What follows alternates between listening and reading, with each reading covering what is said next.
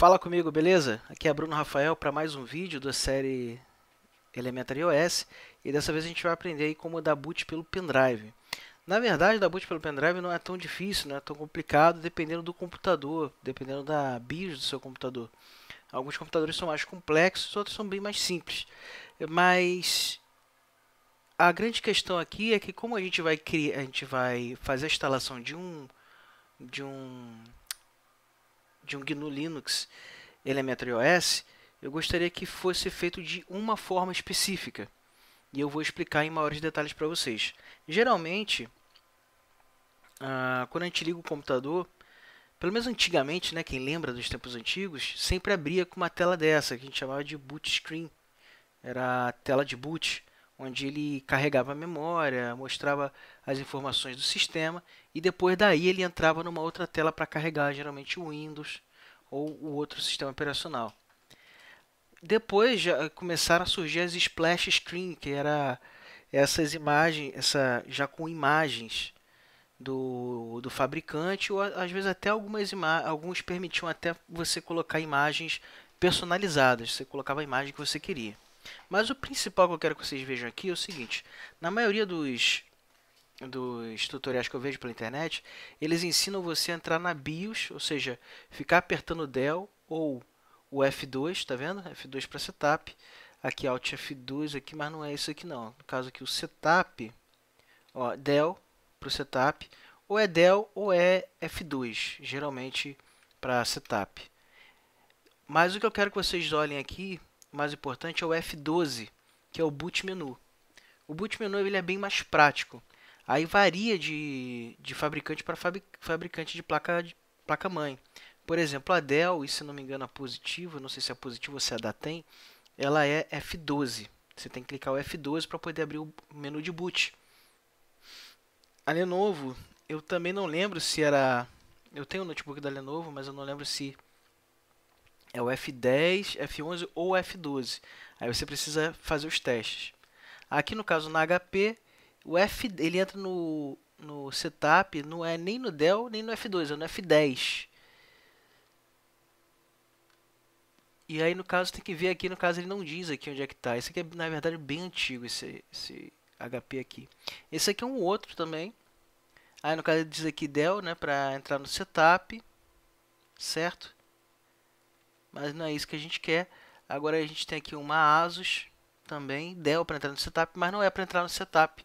Na verdade é para entrar no boot menu, que é o F12. Ó, por exemplo, a Gigabyte também é F12, boot menu.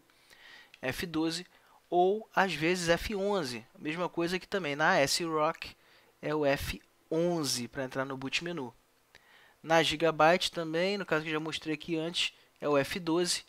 Então, no caso, na Dell, na Gigabyte, F12, na Datem também F12 e na Asus já é o F11, na MSI também é o F11, tá vendo aqui, ó? F11 para correr o boot menu, tá certo? E aí o que acontece? Você vai ficar apertando ali, teclando, né? Vai ficar, ó, só teclando para ele fazer o quê? Para ele aparecer uma telinha, certo? Tá aqui, ó, F11 e F12 no seu teclado, para aparecer essa telinha aqui, que é para você escolher qual o dispositivo você quer dar boot. Só que é o seguinte, nem todos são iguais a esse aqui, tá? Alguns são bem diferentes, tá? Não tem nada a ver. Esse daqui, no caso, seria um de um Asus, da Asus é assim.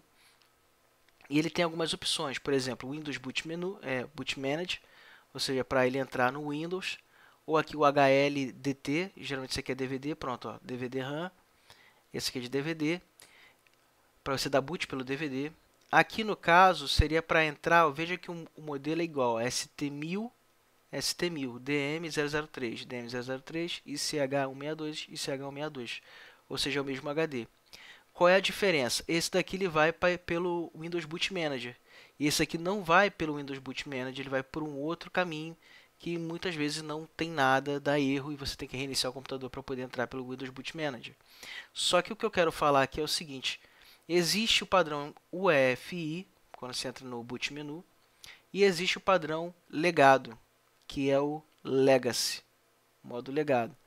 eu preciso que você entre no modo legado. Você selecione essa opção, ok? E dê um Enter nessa opção. Não entre no modo UFI, ok? Para formatar. Antes de fazer isso também, faça um backup do seu computador, dos dados, coloca no pendrive, no HD externo, tá bom? Porque caso, se você seguir à risca tudo que eu estou fazendo aqui, pode ser que dê tudo certo, mas pode ser também que você acabe bananando aí, fazendo alguma coisa que acabe dando errado, tá certo? Então, eu preciso que você entre no modo legado. Às vezes, isso não aparece porque o modo legado não está habilitado na BIOS. Então, ele sempre vai entrar pelo HD. Isso também aconteceu também no meu notebook. Isso geralmente acontece a configuração de notebook. Notebook que é chato para fazer isso daí, tá certo?